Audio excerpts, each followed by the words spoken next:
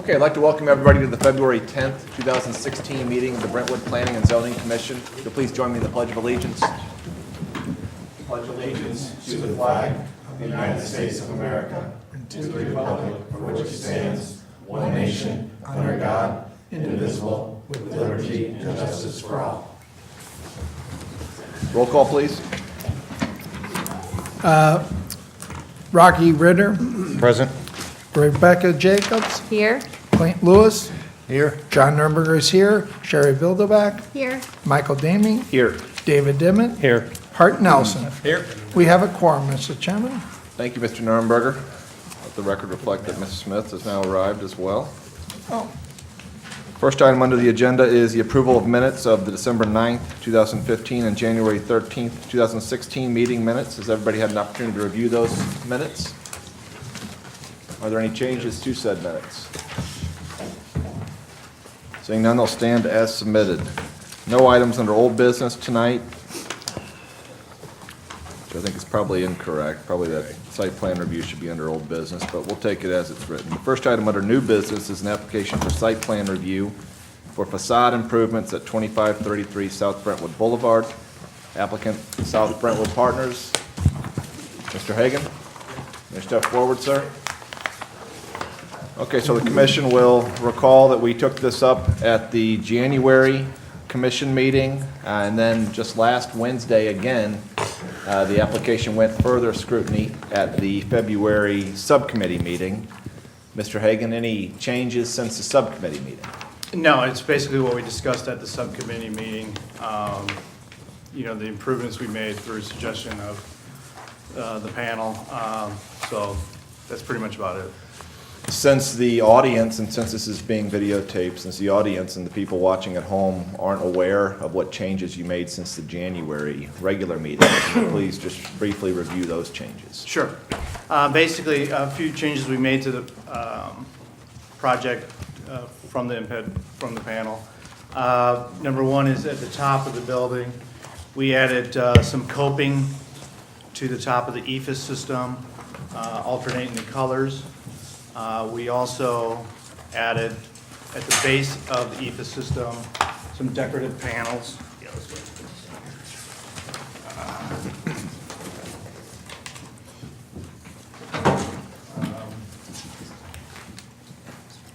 We also changed a little bit of the color scheme, and we added awnings to add some depth to it, and brought to the attention to the commission that we actually have some depth with the EFIS system. It's just not a flat system. There's some depth to it. So we added some details to the project. So that's pretty much the improvements we talked about, we added. All right, and we appreciate you taking those comments into account. There were also some additional ideas that were brought up at the last subcommittee meeting.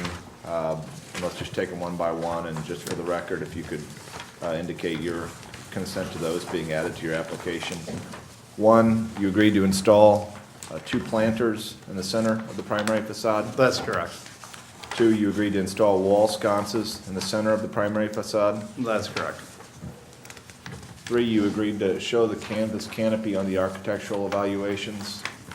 They're not currently here, but yes, we are doing a canvas awning in the framing of the patio area right here. Okay. And we also had a conversation about the curb cut along Brentwood Boulevard. Correct. Have you given that any further thought? No, we do not want to abandon that curb cut. Why is that? Just for any future development or what have you for the area. If the city of Brentwood decides to do a master plan in that area, that curb cut becomes very valuable to a landowner. And there's been talk in the past in the city of Brentwood about doing a master plan redevelopment for that whole corridor. So we do not want to give that up. Okay. And I don't know why that, what benefit that would be to the city, or, and then more importantly, I believe that would belong to the St. Louis County Highway Department. And I think that would ultimately be their decision with that issue. Yeah, I don't think that's right. So my only concern, I suppose, would be someone mistaking that for ingress. Okay? Is that a concern of yours? No, I don't think so. I mean, it's operated as a patio in the curb cut for the last probably 10 years. I haven't checked the records, but I don't think anyone's driven into the patio. Mr. Stryler, do we have any records of anybody driving into that curb cut? I don't think it's on record, but I could see, I drove the site and I didn't drive in it, but I could see how that could be a potential, contrary to drivers' expectations. We talked about planters. It would seem that maybe not abandoning it, but maybe putting something there, extending the planter that's already there, could remedy that problem. But at the same time, it seems to me if someone was in a wheelchair, that could provide some reasonable ingress or egress for someone in a wheelchair. If you don't mind, I'd like to address the master plan too. I'm aware of the comprehensive plan that the city's working on. I'm not aware of the county master plan on Brentwood, and even if they did have a master plan, your two driveways are so close to each other. If they utilize the one that we're talking about, there's no way in heck that you would keep the other one as well. So I suppose by keeping it allows you the flexibility of saying, which one do I want? Or possibly they'll eliminate the one that you're currently using because it's too close to the side street. But the big Correct. thing about ingress, these driveways is access management, is the separation between the two. So we might have a point, the existing entrance might be shut down, and if that's shut down, he'd certainly want the one in question. But it's still not wide enough, and it's right next to the building. So it is kind of an odd, obscure piece of urbanism that we probably do something with. Mr. Hagan, would you be open to extending a planter along that curb cut? Yeah, I think we'd be open to that versus abandoning it. All right, open it up to the commission for questions. Mr. Nurnberger?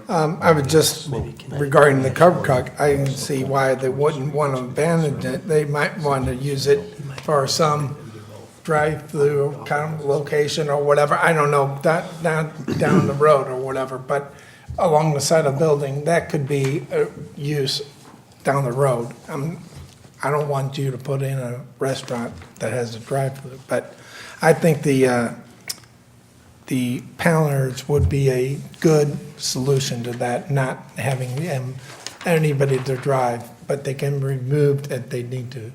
So, thank you. Ms. Bilderbeck? I agree. I like the planter idea, and I think it looks awesome. Thank you. And I like what came out of the subcommittee meeting. Ms. Jacobs? It looks like there's a fence there, right, on the, let's see, the east side of the patio anyway? It'd be at the west side of the patio. Oh. There is a wrought iron fence there, and I believe it's also on the south side also. Okay, so, but it is open to the street side? I'm not certain. It looks like it goes, It's a ramp. It's, get on the ramp and go up into the front of the building. Yeah. so there's not. So I believe it's all enclosed in the wrought iron there. Okay, so that would be one thing that, It would deter drivers going. right, Yes. right. Mr. Ritter? I guess my concern would be, there was discussion about the planters being in front of the building, and the applicant talked about safety as far as ADA, and now we have a curb cut that's going to a patio, which is sloped back towards the traffic. I mean, I guess my concern is that it's not being used, and it's basically going back towards the street. Yeah, it's a concern. Ms. Smith? So, I actually did, had this raised by another resident. Are the trash containers in the back of the building enclosed? No, they're not. So, in site review, we talked about extending that fence that's in the back so that it goes north. And I know that you had some objections to that. But those property owners up on Madge do look back into the back of the building, and I don't know if there's a way to extend the fence, or if not extending the fence, could we enclose the trash receptacles so that they don't see that? Well, if we enclose the trash receptacles back there, it would limit the access from around the building. Currently, there's not approximately 9 parking spaces on the north side of the building that people utilize. Okay. And they back out and they pull around the back of the Okay. building. If we put, enclose those, it would limit the access of doing that. And as I mentioned at the subcommittee meeting, the adjacent property to us that I believe is 50 feet wide is a vacant lot. I don't see that getting developed anytime in the near future. The reason being is there's a sinkhole there, and so there's no, we do not abut to residential. Furthermore, we have basically a 5-foot retaining wall that covers a good portion of the receptacles that is in question there. And so you have that issue and also headlight issues. I don't think the fence will provide much of a buffer there, considering, once again, it's vacant. And we also have, you know, approximately 4 to 5 foot wall there. So, Yeah, I mean, I did go by and look at it, and it, you know, I mean, you can see it, and so I think a fence would help obscure some of that. It's something I wish we could consider. okay. Okay, any other commissioner like to address the applicant? Are there any members of the audience who would like to address the commission on this application? Okay, so one thing, I would like the motion to take into account those items that we discussed earlier today.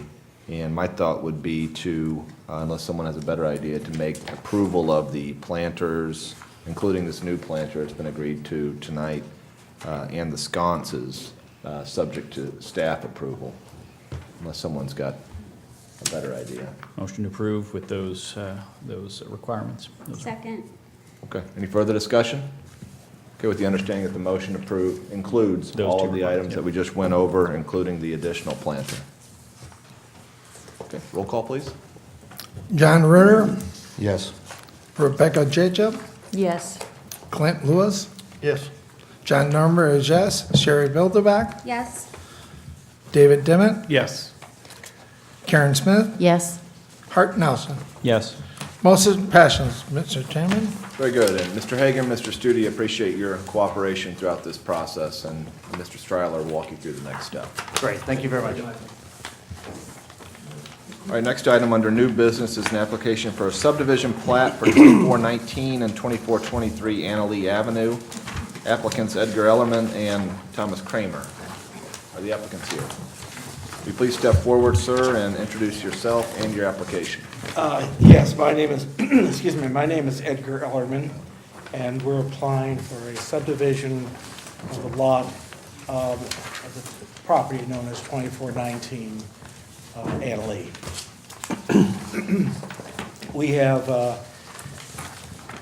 basically, I think you have before you a fairly simple rendering or drawing of what that subdivision would be. It's a 100-foot, as I said, frontage parcel, and we just want to divide it into 50-foot fronts. Okay, Mr. Stryler, staff report? Yeah, as the petitioner mentioned, this is located off Annalee. And a little background, so it is a large lot. It's almost 15,000 square feet. As you know, it sits in the city's, lower density zoning district, the A district. And so he's proposing two lots just under, it's 30,000 square foot lot, and they're proposing two 14,998 square foot lots, which are well above the minimum lot requirements. Again, there is an existing home already that sits on the site. The intent of the subdivision is to subdivide the parcel roughly in half to allow the construction of a new building. Now, some background, back on July 25th, 2013, there was a variance approved for this site, a variance to section 400-1320, which addresses the city's 8-foot setback requirement. So this variance was authorized to allow a variance from that setback, which will be needed provided that this plat is approved by the board and recorded at St. Louis County Recorder of Deeds. So what this variance allows them to do is have this existing house be right on the proposed property line. The variance further says that, if the existing building is ever destroyed or removed from the site, that the variance shall no longer be in effect. So the 8-foot setback would then apply. So is it true, Mr. Stryler, that were we to approve this proposed subdivision, that the applicant could sell Lot A and a house could be constructed all the way to the property line with Lot B? Yeah, let me see Lot B. Now, Lot B, okay, so if they approve, if you recommend approval, it'll go to the Board of Aldermen. If they approve it, then it's got to be recorded at the county. Only then could they sell it, and then that would allow them to sell Lot A, which is the proposed lot, which is currently undeveloped. And they could sell that and then put one single-family home on Lot A, conforming to the city's single-family zoning districts. It would have to have an 8-foot setback. It'd have to be a 10-foot by the variance. The condition that arises is that the existing building is then right on the property line.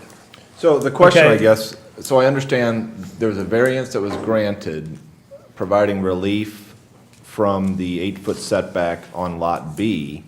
The question is, did the variance also provide relief from the setback requirement on Lot A? There is no relief needed on Lot A. They will maintain the 8-foot setback, the yard setback. One of the things that I included in the staff report is that there could be a condition where the buildings are less than 10 feet from each other.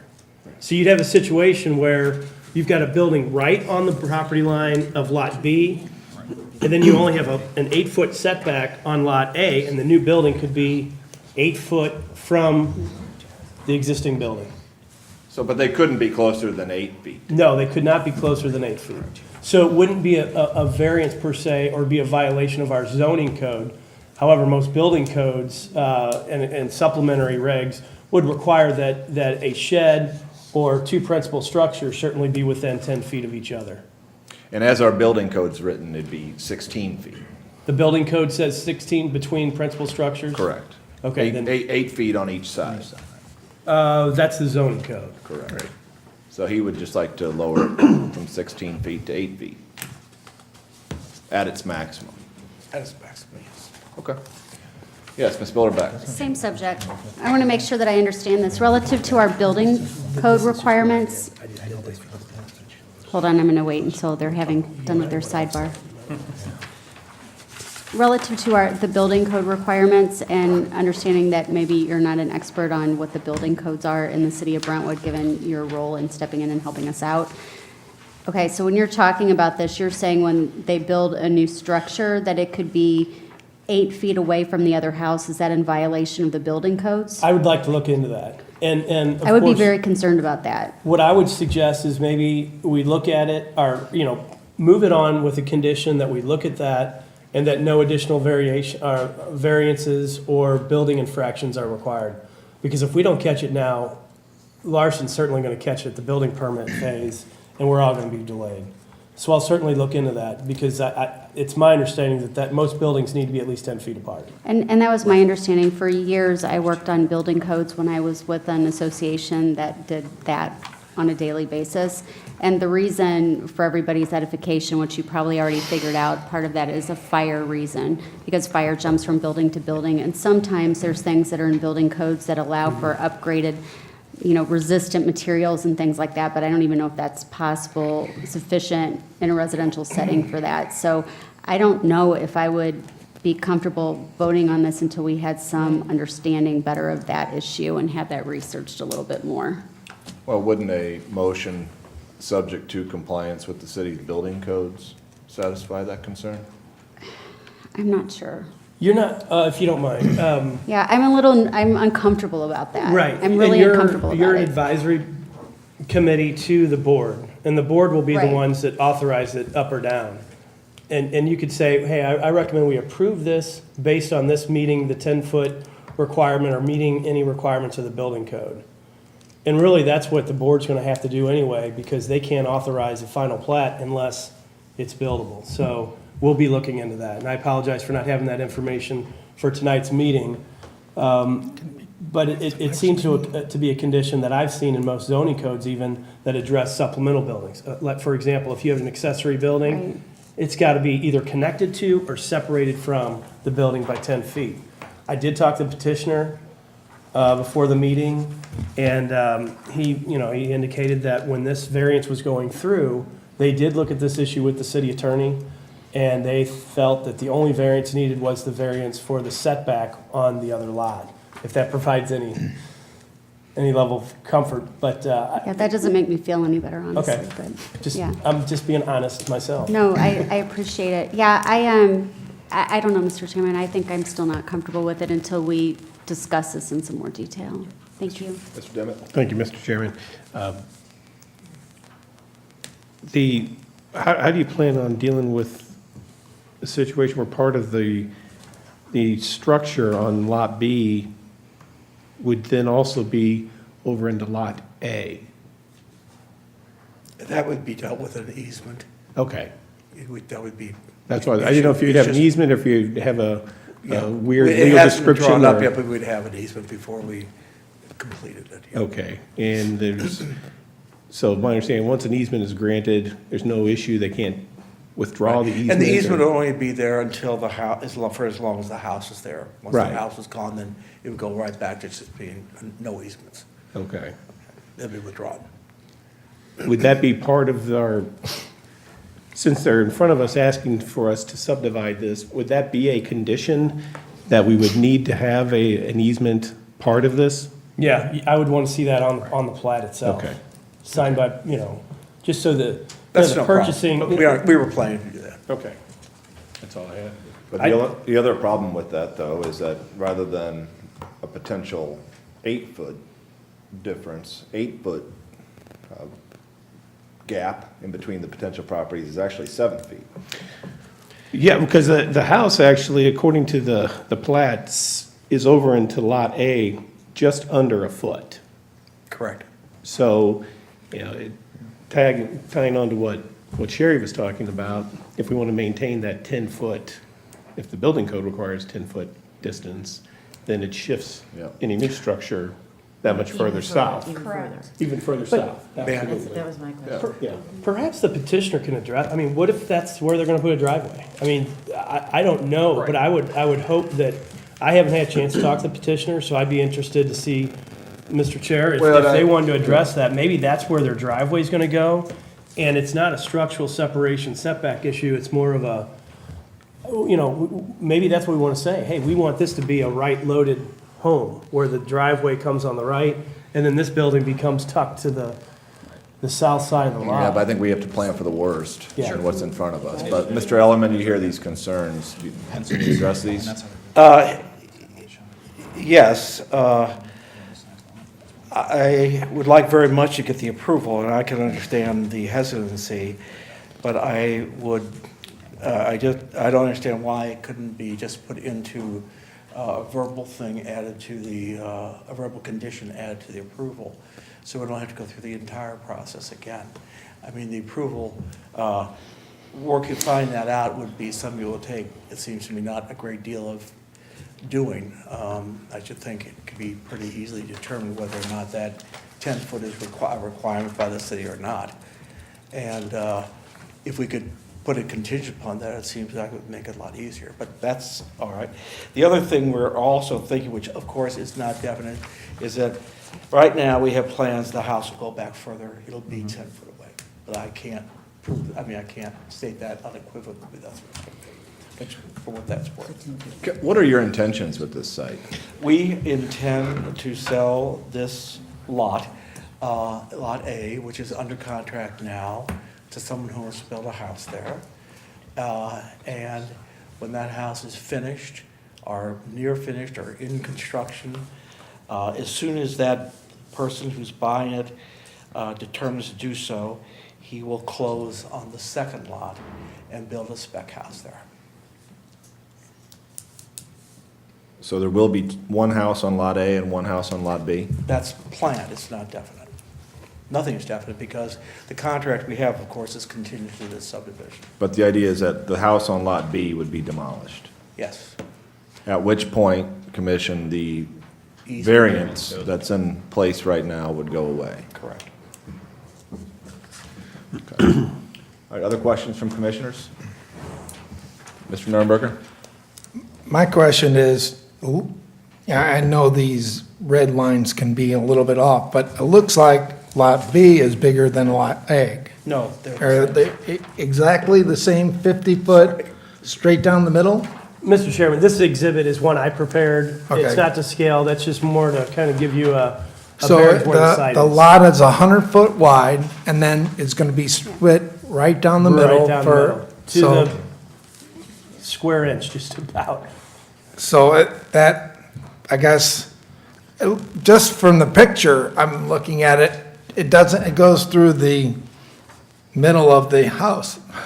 It's and now, I know it's not exact, but, you know, it's just from my looking at it, it's gonna be a problem. But like I said, it could be a foot off or whatever. How old is the house that is there currently? That's, I don't know exactly, it's quite an old house, though. I would say it's at least 30, 40 years old. that's not an old house for Brentwood, I don't think. Yeah, if you said 100 years or whatever, maybe, just, you know, because my house is 30 years old and I wouldn't tear it down. That's Well, this new one house is- for, This house Brentwood. is in not good condition. It's not in good condition. And then are the both, the person that wants to buy a little lot, are they gonna have the control over the other house? Are you gonna, They will have, if they buy in the first lot, they will have an option on the second lot. It's their intent to But- exercise their option. yeah, that's their intent. What about if they decide not to exercise their option when to build the house, and then you decide not to do anything with the other house? There's not another person that wants to tear down and do a spec house. What happens then? The house stays. I don't know. And We would continue to it's, own the house. then it's in, against our, the variance would be in place forever, right? Possibly, yes. But I don't. see that I happening. really don't like saying that we're gonna do a variance, because maybe the person that buys this house doesn't like the fact that somebody's right up against their house or whatever. I just think that would be setting a really, really bad precedent to do anything like that.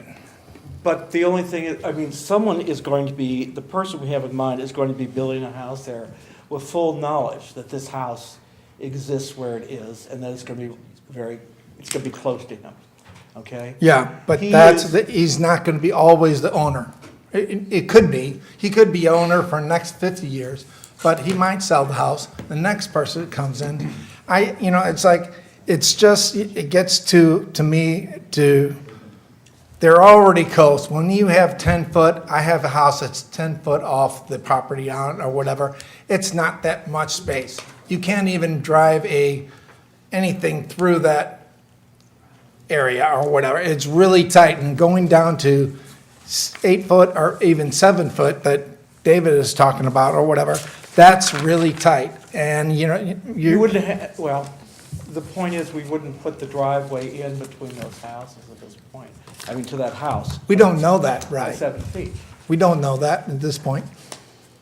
That's true, you don't. Yeah, and we're talking about subdividing a lot and going, you know, and we're talking about all these subjective things. If you're gonna split down the middle and we're gonna subdivide, we can't say anything about that, to me. But if you're talking about having a house already built and you're not gonna leave it up there, if you're gonna tear it all down and you're gonna split it in half and build 2 houses, I'm fine with that. But where it sits, that's a problem. That, to me, is a problem. Yes. Well, I would just point out, Mr. Nurnberger, the variance is not our jurisdiction. The variance has already been granted. by the Board of Adjustment. I would point out that, so the variance is not within our jurisdiction, and I do believe that compliance with all codes is within our jurisdiction, but the idea of approving a preliminary plat is it's a ministerial action. So we have very, very little discretion here. And it sounds as if the primary concerns that have been raised tonight are compliance with the building code. I would think that could be raised, that could be addressed through a contingency in the motion. Subject to that, Ms. Bilderback. Yeah, I'm still not comfortable with it. I still want to have a better understanding of this before I would vote on it. And I understand the concept of ministerial acts, but it's also, I think we have some responsibility to have some forethought in what we do with our zoning decisions and subdividing lots when we kind of know what's going to happen and not mislead the seller or the buyer about, you know, what's going to be approved down the road. And then what if it's in violation of the building code? Or then is somebody going to seek a variance to the building code? You know, I just want to talk about this some more and have better understanding about it and sit with it. And I actually want to pull out the building code myself. I'd like to know a reminder of which code that we're on and which sections apply to the types of issues that we're talking about and what the abilities are as far as appealing or seeking variances to requirements in the building code and the issues like that Mr. Dimmitt mentioned as well. So everybody agrees that Just raised his hand. building code compliance needs to take place. What else do we need to find out from the applicant? Easement. The easement has to be in. Oh, the easement in the language? Yep. Right. I think Rocky's. Okay, Mr. Ritter? I'd just like to verify that the variance covers the property line going through the structure. I don't know that it says encroaching on that 8 foot, but it doesn't say putting the property line through that to the structure. I do wish we would have had a copy of the variance. It's probably just memorialized in the minutes, so that would be But it something doesn't, that- you know, it doesn't seem to address that. It talks about encroaching that 8 foot, but it seems to be going beyond that and putting the property line on that, through the structure. I mean, you have the deck that turns into the neighbor's property. I mean, I guess my concern would be is they build the first house, something falls through, and then now you have a structure that's part on one property and the owner of the new house owns the other part of it because the property line is through that structure. I think it creates a lot of conflicts. Okay. Mr. Chairman. Yeah, Mr. Dimmitt? Another question, in addition to the fact that the house would be over into the other lot, so the necessity of the easement like we discussed, with there then being a structure in that 8-foot setback on proposed lot 8A, would that require the need for another variance? Because you're gonna have a structure, if we approve that, you're gonna have a structure in that 8-foot side yard setback on lot A. What we have right now, or what the applicant has right now, is a variance for the 8-yard setback on lot B. Right. Would they need to then go and get another one for lot Does it A? nullify the variance, basically? Is it gonna need a variance? Mr. Chair, if you. Well, we need to understand the scope of the variance. Yeah. Mr. Stryler? The variance was included in the application. It should have been included in your packets. And after reading it, I think it's silent on the issue that you're talking about, Commissioner Dimmitt. I think it's something that could easily be remedied by a modification in their line and where they've decided to subdivide. And for us to try to address that through an easement, I think it becomes more of an issue. I think really we need to look back at the 10-foot setback and address that again. Because this plat, this subdivision, this lot split creates these conditions. They don't exist today. Right. Your approval of this, or the board's approval of it, creates these conditions. We can deal, the variance does deal with the setback. I'm not sure the variance deals with this structure being on, lot A. No, I don't think a variance would deal with that. I think the way that you deal with that is, as the applicant said, you get an easement, or you change the legal description so that it carves out that part. In But Lot A, what is it, a 10,000 square foot minimum lot size? They're at 15. 10-foot square. So they have, I mean, I understand. Yeah, I think what I understand is, if the applicant moved the proposed division south 1 foot, they still have more than enough square feet in both lots to satisfy the requirements. We eliminate the need of having an easement. I think the requirement includes a 50-foot frontage, though. Okay. Well, that's fine. We don't need frontage. We need the sidage. I mean, we got to think outside the box. The area is back where the building is. Right. Yeah, well, thank you, Mr. Strahler, for pointing out the variance language in here. I do note that the variance is contingent on compliance with the city building code and construction guidelines. Ms. Smith? So, I mean, I know we can't deal as much around how things are gonna look, but I know in Brentwood, we have had some issues with the, you know, when we're building structures and they're looking too big and too close together. And so I'm in agreement with some of the concerns here about 10 feet. I mean, I'm concerned about us having the structures so close together. And I'd like to see the 10-foot building code, but even with that, the building density is of concern. The what? The building density is of concern. Okay. Anyone else like to comment on this application? Any member of the audience like to address the commission on this application? Yes, sir. Please step forward. Please, if you could step forward to the mic, introduce yourself and your address.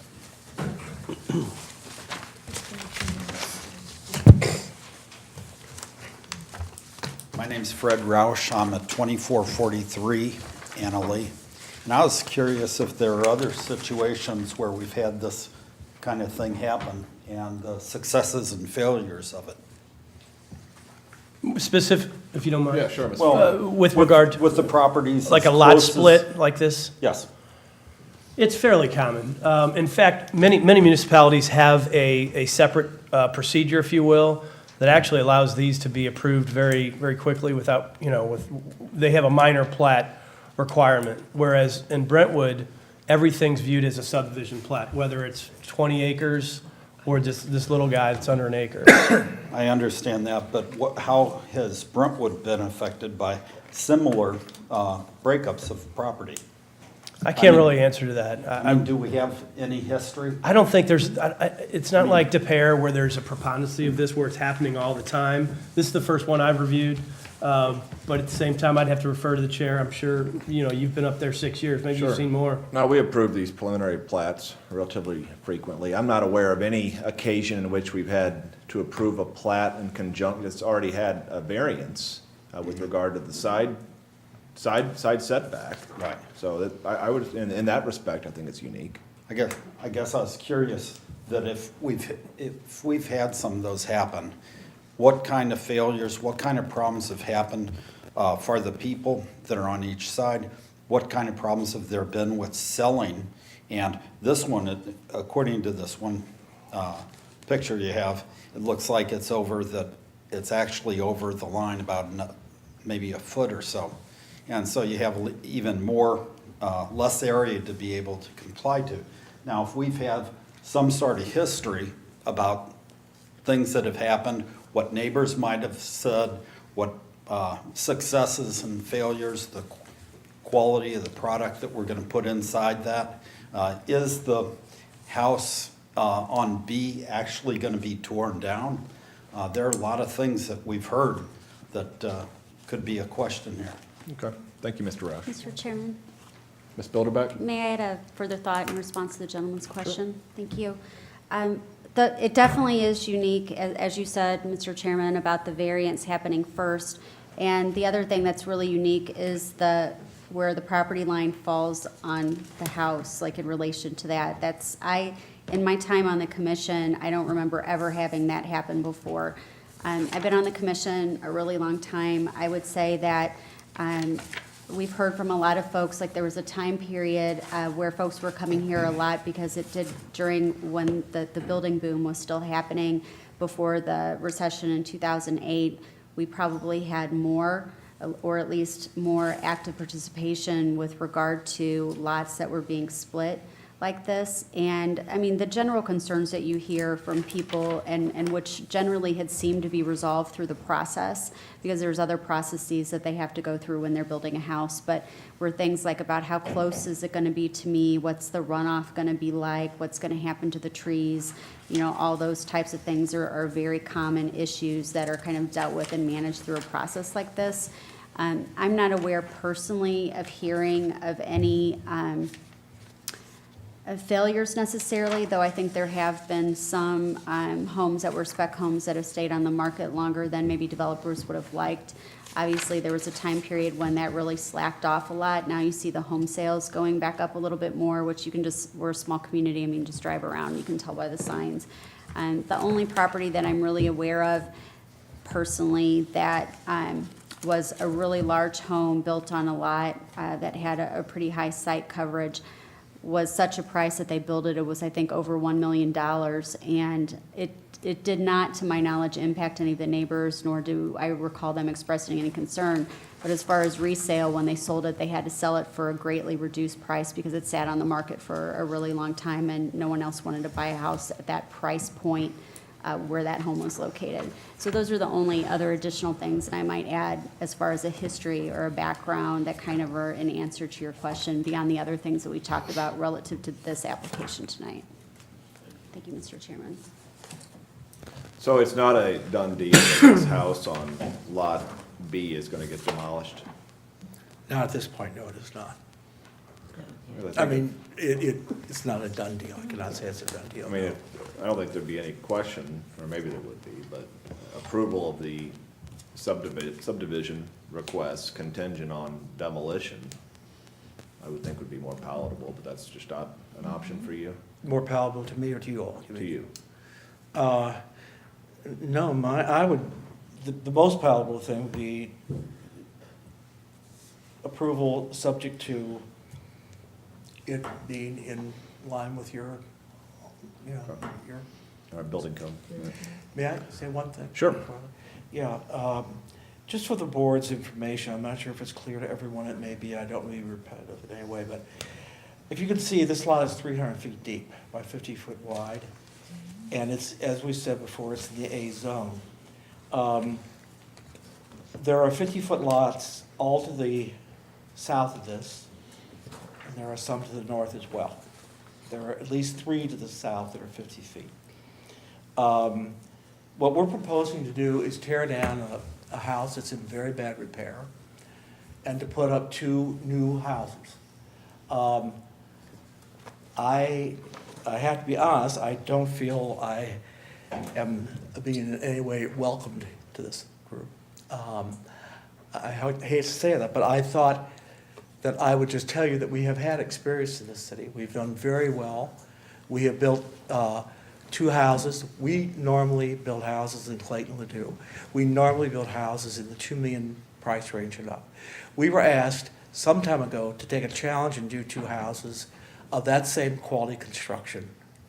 We did it. We sold them for more than we expected to sell them for.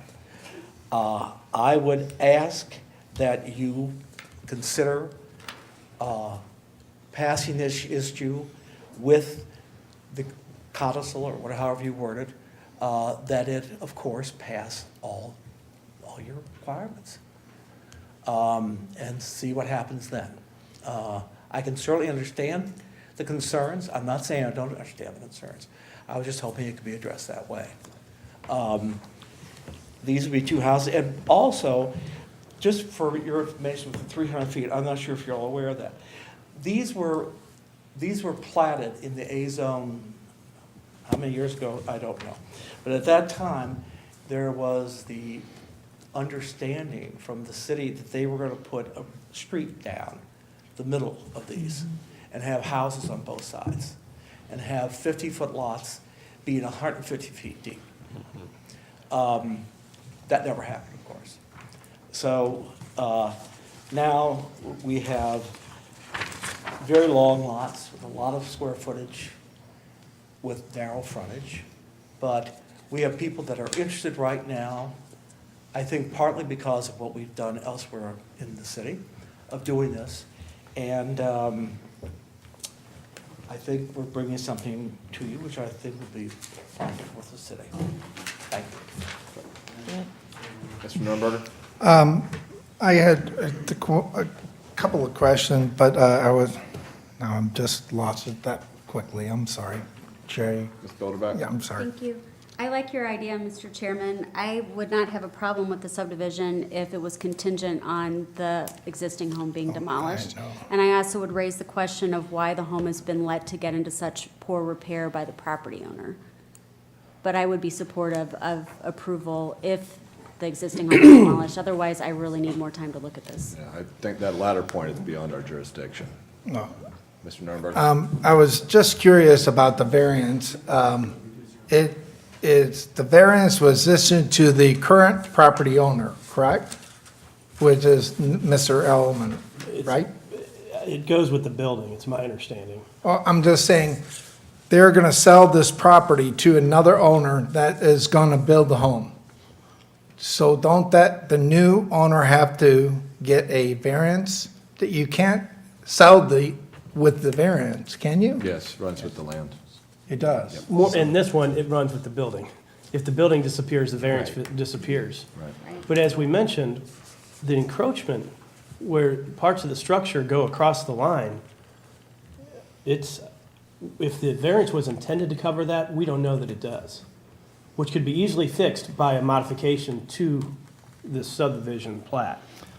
Well, I would agree with with Sherry, is if they were to make it contingent on the second building being torn down at some period of time after, I think I would maybe be in favor of that. Just for planning commission's just understanding, we heard some critical words by the petitioner, who I don't recall introducing himself, but I might have missed that. But I just want to point out that the application came in on January 27th. I received this on the 29th and had a couple conversations with commission members to try to understand what we're looking at tonight. And by February 4th, just 3 days, I had a full staff report, had a full review, had it in your packets, and we're reviewing this already. I don't know any city in St. Louis County that could demonstrate that kind of turnaround for a plat. And so while we may not be ready to approve it tonight, we have certainly demonstrated some due diligence and pointed out some deficiencies that need to be addressed, whether we address them at this meeting or at the building permit review table, which would be a real, I think, tragedy if we reviewed it at the building permit phase and found out that the plat was and it did not sufficiently address the issues. So I take issue with some of the comments made. I think we've done a yeoman's job at looking at this and pointing out some of the issues. And if we need to take it a step further and take a look at the building code, I think that shows a great deal of our level of looking into this and trying to work with the petitioner and try to remedy some problems moving forward. And of course, we want a beautiful product. The city loves its neighborhoods. We have some architectural design standards that certainly addresses some of the bulk issues and some of the infill issues that a lot of our neighboring cities are having. So it doesn't, I don't have a concern whether the product that goes in will be anything less than desirable.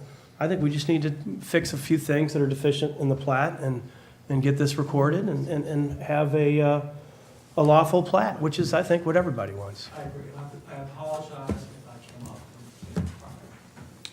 All right, any other commissioner like to, yes, Mr. Nelson? Thank you, Mr. Chairman. So just, and again, I am new, so just making sure I'm understanding it. I think that what I've heard is we're in agreement that the split of the lot does meet the frontage requirements, does meet the square footage requirements. There's concerns about the easement, but also what we're trying to ensure is the fact that proposed Lot A would in fact be buildable. And that's what we're trying to get more information on, that it meets building codes. Is that correct if I summarize That's it? one of the items. I don't Is know that if there were one? other Okay. items. Other, but at least those, okay. Right. Okay, thank you. Ms. Smith? And, you know, I feel bad if the applicant feels that we are not welcoming. We do try and be welcoming in the city, and I appreciate the director's comments. I think, you know, you did a very nice job in bringing this forward. I do think, you know, the suggestion, making it contingent on taking down the structure that is on Lot B, if we okay this division and they build on Lot A and you don't take down Lot B, we do have a density problem, and then these buildings are going to look like they're so close and on top of each other. And I understand that you can't commit to that, but you have to understand that we also have to look out for our city. I've seen some of your product. I think it's excellent. You build beautiful homes, and I'm hopeful that we can make this work for you on this property. But if it doesn't move through, you're right, this property is not in the best shape. It has been allowed to deteriorate to some degree, and then we've got two structures right on top of each other. So I think if you could work with us, we'll be willing to be, you know, to accommodate it. Thank you. Okay. Any other commissioner like to speak their mind? Okay. Anyone else from the audience? Yes, sir. One last thing. Well, you got to step forward, sir. This is all videotaped. One last thing is that if somebody's really interested in building up Brentwood, I happen to have a couple of acres, including the neighbor's back acreage. I haven't looked at the plot or the land or the spec number, but I have two different properties. And if he's interested in building, we can build a whole lot more because mine goes back further than anybody else's, and I'm highly willing to sell. I'm sure he'd like to hear from you. I think he called already. They can build a street with as much area as I have, and the other house next door is about ready to go up for sale too. Thank you, sir. All right, what's the pleasure of the commission? Do we want to make a... Yes, sir. Step forward and introduce yourself and your address. Thank you. Todd Grant, I live in 2431. So if you guys are looking at this, I live in lot 21, which is not pictured here. I appreciate the board, time to approach the board. I like to say, hi, Mom, I'm on TV. So my concern is with the drainage, and that Sherry, I can't pronounce your last name. Bilderback, but it's okay, Sherry's good. Bilderback really addressed my concern, is that if you look here on the sheet that I held up earlier, if you look at the elevation lines, you look at 480, and 480 is almost a circle there. 480 actually runs into my yard, I believe, but that is a low spot in this property. So what happens in a low spot? Water collects. And then if you look in the back of the yard, you've got 480, 484, 488, 492. So water, when it rains, it flows perpendicular to those lines. So you can sort of just, so 90 degrees out of those lines. So essentially, all that water is going to flow into lot 20 and then lot 21. And so my concern is if you do build in lot, the proposed lot A, what's the plan to mitigate the flooding that's going to ensue from this new property? For a couple of reasons. That's currently grass. And so when it rains, most of the water, the drainage is absorbed by the grass. You put a house there, you put a driveway there. From Mr. Eilerman's description, it's going to be a really nice, big house. And the bigger the house, the less square footage to absorb the water. So, I don't know if there's a plan for that, but I think before this moves forward, you need to address the drainage issue there as well. If you guys take a look in the back, where there's stairs, that little triangle on the deck back there. When it rains, the water gets all the way up to that deck. You can't step off that deck and be dry anymore. Just a couple, what was over Christmas when it rained, you should have seen the swamp there. It was worse than I've ever seen. So this happens every time it rains. Is there a plan to put a drain there so it drains? And, is there a plan? What's he going to do in the back of the yard? Is he going to level that more out? And how's that going to affect the drainage? You know, we're just, you know, I addressed the house itself, but what's he gonna do in the rest of the back? It goes back 300 feet. So if there's any comments on that. Okay, well, thank you, Mr. Grant. The problem is that this is beyond our jurisdiction. That we just cannot take that into account with regard to a application to approve a preliminary plat. And I don't want you to take my word for it. It sounds like we're just gonna need to get the commission copies of the code that provide what the commission is supposed to do with the preliminary plat. That issue, it sounds, I appreciate you bringing it up, but this is not the forum for that. The forum for that will be when the city takes up the application for the building permit. And those would be issues to take up with the building permit. This is an application for preliminary plat. Preliminary and final plats involve very ministerial jurisdiction on the part of the Planning and Zoning Commission. So we need to be careful as to what we're taking into account as we look at these applications. So I caution you on approving this or not, you know, moving forward without getting all the information. If you go back to minute 43, Mr. Elman said, why don't we just approve this and see what happens? You know, I've heard that before, maybe the Affordable Health Care Plan, they said that too. So I caution you to, I mean, because this is going to come up and it's going to be an issue. And I bring this up now so you guys can address it and sort of get in front of it. Okay, appreciate the comments. Anyone else from the audience like to address the commission on this? Yes, Mr. Ellerman. Yeah, I just addressed what this gentleman. Sure. I just wanted to assure everyone that, yeah, we did, on the major rain we had around Christmas time, we did have a very big problem in the back. I'm very much aware of that. It's something we're gonna look into taking care of, obviously, but as far as this property goes, and the subdivision of this property for new houses, no house is going to be submitted to your board, or to your people in the back, without a complete study of how the runoff's gonna be. I mean, we anticipate that's a major part of any plan we submit. So I think that's down the road a bit, is what I'm saying. Thank you. Okay, thank you. Okay, what's the pleasure of the commission? Do we want to put this on hold, or do we want to take it up tonight with contingencies? Ms. Bilderback? I'd like to take it to site plan and go over some of the issues that we talked about tonight with the added information that we discussed earlier. Okay, let's take a straw poll. Who wants to take this to subcommittee? You can raise your hand. Okay, so let's take it to subcommittee. Mr. Stryler, at subcommittee, we would like to have the pertinent building code provisions, the pertinent code sections that provide for the scope of our jurisdiction and review on a preliminary plat application.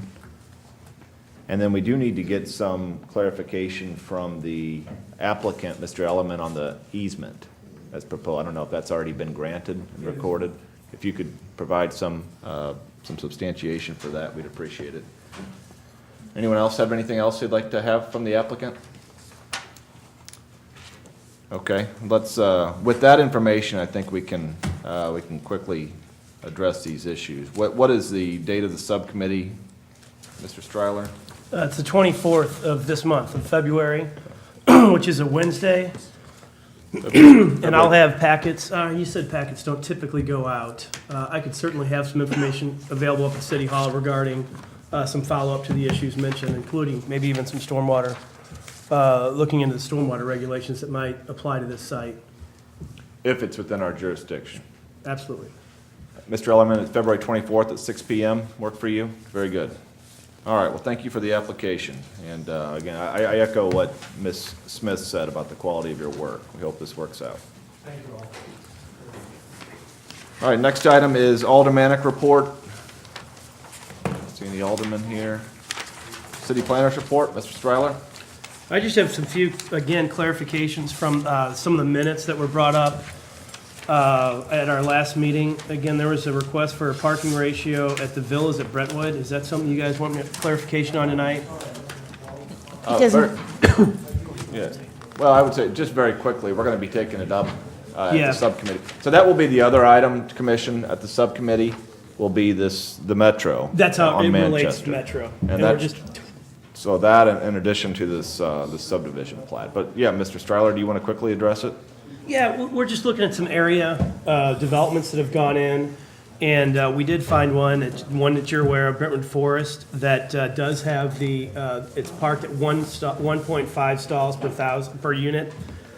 So Brentwood Forest does have, or did exercise the minimum amount of parking that our code requires. And it probably is the reason why we changed our code to 1.5. I talked to the manager there, and they said certainly there's some areas that are underparked, and people complain all the time, but then there's some areas that parking is not a problem. So they've got a problem with distribution, but they have gone down to our minimum parking requirement, which is 1.5. The other one that I was asked to look into was the villas at Brentwood. They've got 620 stalls, 331 units, and they're parked at 1.87 stalls per unit. So we're dealing with parking calculations that are within this range. And as you will see at this, the 24th site plan meeting, the conceptual plan for that proposed project has shrunk a little bit, as I mentioned in our last meeting. So we're going to look at some modified plans, and I think that was the only item planned on our agenda. Now, of course, we've got this plat that we'll look into, so just those two items. So we'll meet in the conference room at 6:30. 6 o'clock. 6 o'clock, okay. Are we generally doing them early now? Yes, subcommittee meetings. Well, we have a complete packet from the applicant as far as being able to look at it before the site plan meeting. It sounds like you haven't typically had packets, but if you would like them, I can make them available. I received a submittal on Monday from them of a revised drawing, if you guys would like to look at it. Well, I guess is different than what we were given in the original packet 2 months ago? Yes, sir. They've hired an engineer. The site has, they've identified some site constraints, the footprint of the building. It's a complete package, I guess. I think the first package that they did was leading something to be desired to me. Once again, I think the city, your committee especially, has done an incredible job by taking, what's ever submitted to the city, looking at it and trying to do what's right for the good of Brentwood. Unfortunately, that initial submittal didn't take into consideration some floodplain issues and some slope and some other issues. So it has changed quite a bit once the city engineer or the engineer got into it. I guess it's kind of difficult to look at the site before, to be able to take it out and look at it, drive the site and that sort of thing before site plan is kind of unusual. And I guess they asked for the continuance of the application. They got it in writing to us. They said that they want to do it.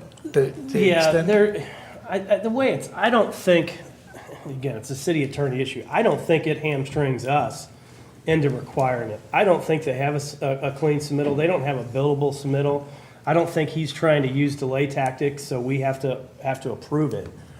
I think we're still looking very, very hard at what, he's going to rezone the site. He's going to need a conditional use permit. He's got to get authorizations from the county, the state highway patrol. We've got to get the fire district on there. I mean, I'm going to look into it, but I have no concern that he's going to show up on the 60th day and say, well, we didn't get approved. Because I thought it was subject to us. We have to vote on it in a certain amount of time.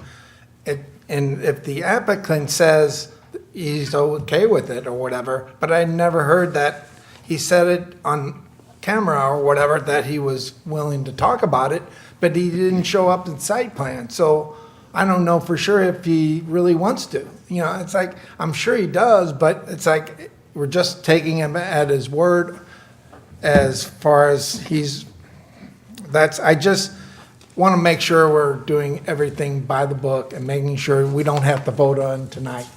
That's what I was. And I've got the section.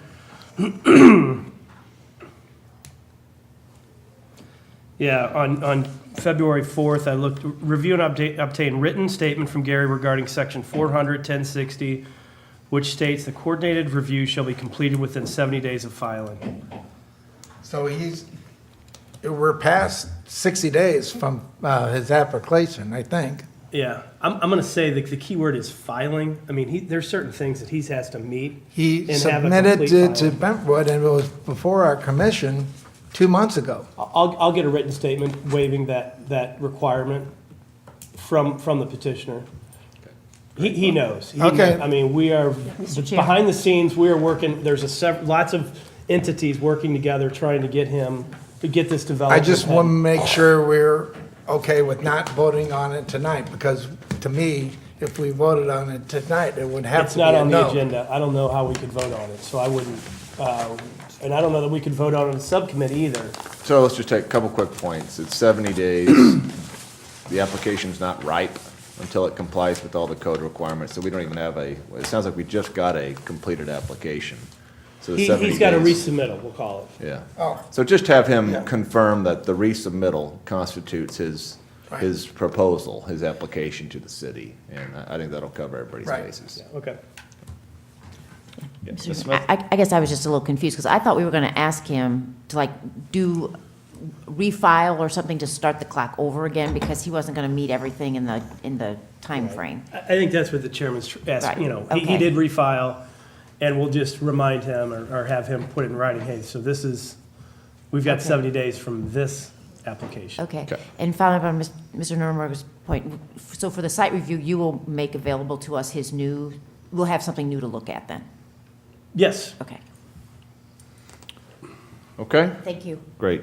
Next, we'll see everybody on February 24th at 6. Rationale, Mr. Stryler, can you handle with regard to the Posthouse Pronto development?